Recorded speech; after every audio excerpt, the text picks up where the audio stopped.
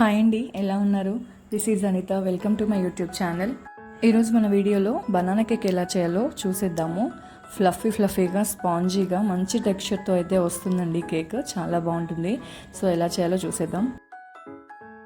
దీనికోసం బాగా పండిన అరటిపండుని ముక్కలుగా కట్ చేసుకొని మిక్సీ జార్లో వేసుకొని ఒక గుడ్డు, పావు కప్పు పాలు, పావు కప్పు ఆయిల్, పావు కప్పు షుగర్, 4 ఇలాచీ వేసుకొని బ్లెండ్ చేసుకోవాలి.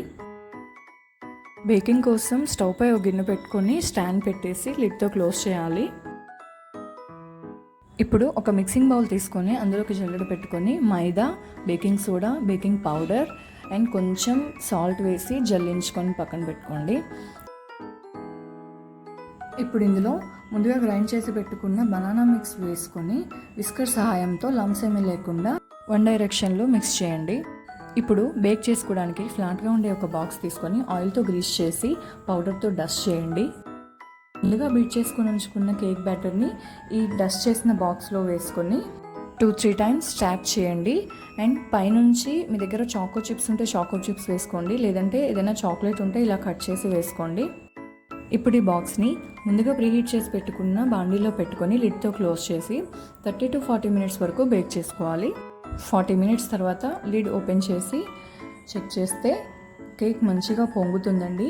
సో ఒకసారి నైఫ్తో చెక్ చేసుకోండి, లోపల ఏమైనా తడిగా ఉందేమో. తడిగా ఉంది అనిపిస్తే ఇంకాసేపు ఉంచండి. నాకైతే చాలా నీట్గా వచ్చేసింది 35-40 మినిట్స్లోనే. సో దీన్ని బయటికి తీసేసి చల్లారనివ్వాలి. పూర్తిగా చల్లారిపోయిన తర్వాత కేక్ని ఇలా డిమోల్డ్ చేసేసి ప్లేట్లోకి తీసుకుంటే కేక్ రెడీ అండి. చాలా స్పాంజీ అండ్ ఫ్లఫీగా వచ్చింది. టెక్స్చర్ కూడా చాలా బాగుంది. చూసారా ఎంత ఫ్లఫీగా ఉందో కేక్. సో ఇంకేముందండి, పీసెస్గా కట్ చేసుకొని ఫ్యామిలీ అంతా ఎంజాయ్ చేయడమే. మీకు ఈ వీడియో నచ్చిందా? నచ్చితే లైక్ చేయండి, కామెంట్ చేయండి. మీరు కూడా ఈ రెసిపీ ట్రై చేసి ఎలా వచ్చిందో కామెంట్లో చెప్పండి. ఓకే అండి, బాయ్.